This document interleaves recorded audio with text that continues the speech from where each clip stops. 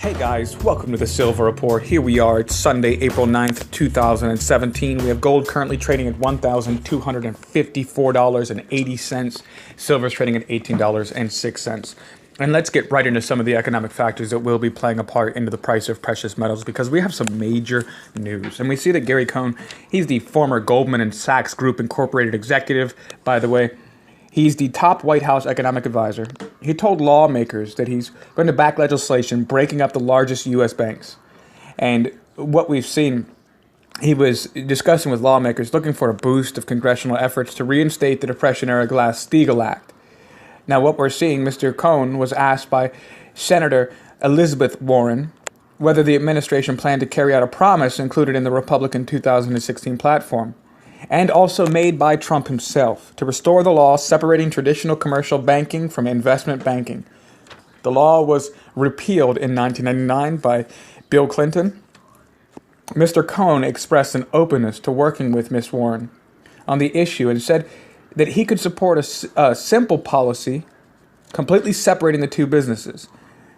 These people said there are various ideas for restoring some form of Glass-Steagall, from splitting apart firms completely to separating their operations under an umbrella company.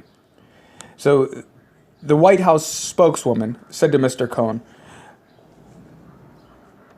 was simply discussing the president's previously stated position, adding, the president spoke to the need for a simplification of the banking system on the campaign trail, what he called a 21st century Glass-Steagall, to make it easier for businesses to grow and create jobs in their communities. It isn't clear how much support there is among the Republicans. More broadly, Ms. Warren on Thursday reintroduced a bill called the 21st Century Glass-Steagall Act.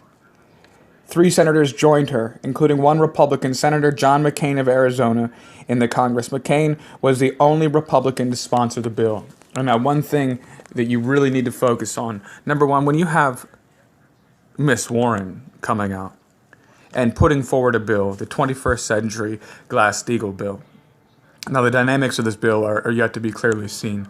And you have John McCain supporting it. And you have Gary Cohn and these Goldman Sachs heads supporting it. We just already can tell that it's no good. I mean, these are the same people that are pushing for war in other nations, the same people that are calling for 150,000 troop deployment in Syria.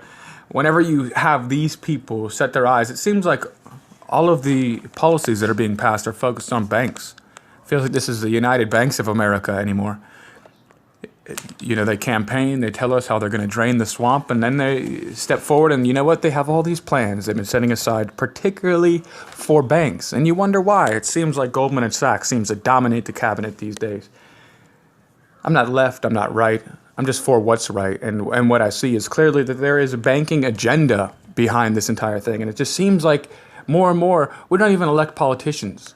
We elect different banks. And they're not even different banks, they're the same banks. More news, Aetna.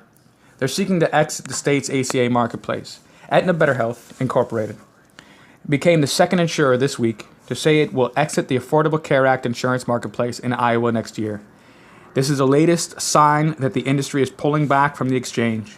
And there's great uncertainty about what has taken place. And they were discussing that in 2018 that the Obamacare would blow up. And what you're being left with, little by little, is going to be one insurance company in Iowa in particular. What they've said, Aetna said it's going to move its Iowa as a result of financial risk and an uncertain outlook for the marketplace. They're very concerned about what is coming down the line. And it was evaluating whether its presence in Delaware, Nebraska, and Virginia, anywhere it offers plans, is really relevant at this point, that they really want to get out of the Affordable Care Act marketplace. And we know that as is, the Affordable Care Act is still law. So we're looking for a lot of shockwaves as more and more insurers, this is a financial tragedy, more and more insurers fail out and fall out, and they're left with ultimately a government-mandated healthcare, not one that is beneficial, not one that is cheap, but that is isolated to only one or two insurance companies that will become ultra rich, that will become such a powerhouse that they will soon be sponsoring our TV news. That will make so much money.